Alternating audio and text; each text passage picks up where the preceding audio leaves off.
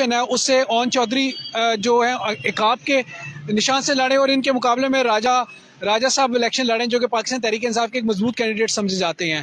آپ کیا دیکھ رہے ہیں؟ ہم اس حلقے سے شروع کرتے ہیں کہ اس حلقے میں کیا پوزیشن آج کے دن میں کون جیتتا نظر آ رہا ہے اور پھر آہستہ آہستہ ہم لاہور کے حلقوں سے پاکستان کے کچھ حلقوں کی طرف جاتے ہیں. دیکھیں یہ جو حلقہ ہے کہ 2018 کا اگر آپ الیکشن میں جائیں تو یہاں سے پی ٹی آئی کے کینڈیڈیٹ شفقت محمود یہاں سے ایم این اے ہوئے اور اس کے بعد وہ منسٹر بھی بنے.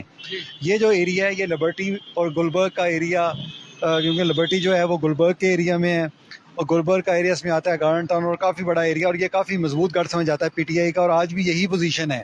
یہاں پی ٹی آئی کی پوزیشن کافی مضبوط اور مستحکم نظر آتی ہے. یہاں سلمان راجہ صاحب الیکشن لڑ رہے ہیں پی ٹی آئی کے، جو جن کو انہوں نے نامینیٹ کیا نامزد امیدوار ہیں، اگرچہ ان کے پاس وہ پی ٹی آئی کا سمبل موجود نہیں ہے جو کہ سپریم کورٹ کے فیصلے کی روشنی میں ان سے لے لیا گیا تھا. ان کا مقابلہ زبردست، ان کا مقابلہ اس ٹائم جو ہو رہا ہے وہ اون چودھری سے ہے. اون چودھری کی دو امپورٹنٹ باتیں ہیں.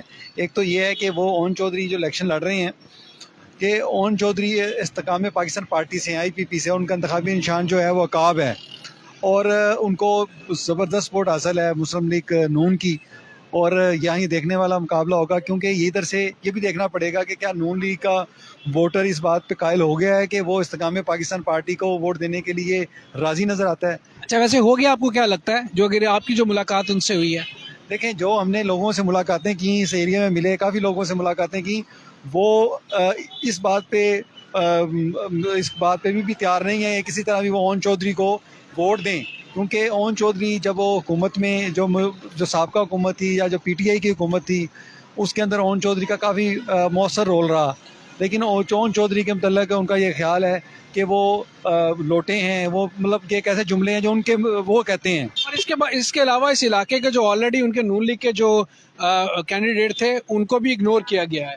ہاں جی بالکل، ان کو اگنور کیا گیا. اور یہاں اگر نون لیگ اپنے ہی کینڈیڈیٹس کو اگر کینڈیڈیٹس کو ٹکٹ دے اور انہی کو نامزد کرے، اس کا میرا خیال ہے زیادہ بہتر رزلٹ آئے گا. بالکل ٹھیک ہے. اچھا اب ہم چلتے ہیں ایک بہت بڑا حلقہ جو اس کے ساتھ ہے